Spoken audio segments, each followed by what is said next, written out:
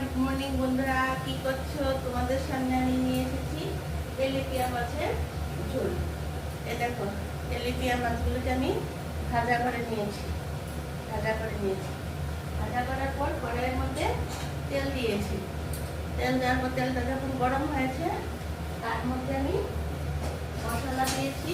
একটা পেঁয়াজ, এইটুকু আদা, এক কোয়া রসুন, 1 চামচ জিরের গুঁড়ো, এখানে 4টে তেলাপিয়া মাছের ঝোল করছি, আর 1 চামচ ধনের গুঁড়ো, স্বাদ মতো নুন, হলুদ দিয়ে কালো জিরে ফোড়ন দিয়ে মশলাটা দিয়ে দিয়েছি। মশলাটা এখন ভাজা ভাজা হচ্ছে। তো ক্যামেরাটা এখানে লাগাতে পারি না বলে মুখোমুখি বলে দিচ্ছি। তো প্লিজ বন্ধুরা, তোমরা ভাববে যে কেন দেখাই না, এই জন্য ওই এখানে স্টিক কেনার পর তোমাদেরকে সবটা আমি দেখাবো। তো বন্ধুরা, মশলাটা ভাজা হতে হতে তোমাদের সাথে একটু কথা বলে নিই। তোমরা প্লিজ আমাকে সাবস্ক্রাইব করো, আমার পাশে থেকো। আর আমার অন্য প্রোগ্রামগুলিও দেখবে। দুপুরে লাঞ্চে আসছি, বিকেলেও চায়ের আড্ডায় আসছি। তো এখন আমি পাতলা করে তেলাপিয়া মাছ দিচ্ছি। তেলাপিয়া মাছটা কিন্তু ভালো করে ধুয়ে নেবে, নুন দিয়ে ভালো করে জলে ভালো করে অনেকক্ষণ লাগিয়ে ধুয়ে নেবে। আর আমার বাজার থেকে কেটে এনেছে, বাড়িতে কাটলে ভালো করে কাটবে।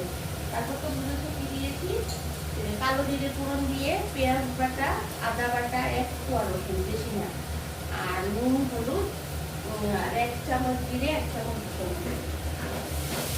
দিয়ে মশলাটা ভালো করে কষাবে। এখন আমি ঝুলটা দিয়ে দিচ্ছি।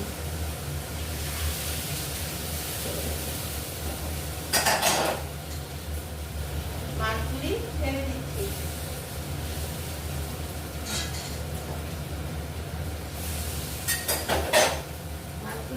দিচ্ছি।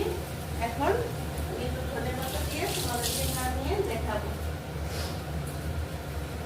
এই দেখো বন্ধুরা, একটু ধনেপাতা দেবো। ধনেপাতা দিলে এইসব মাছের খুব টেস্টি হয়। আর না থাকলে তো কালো জিরে ফোড়ন দিয়েছি, ভালো লাগবে ধনেপাতাটা দিয়ে দিচ্ছি।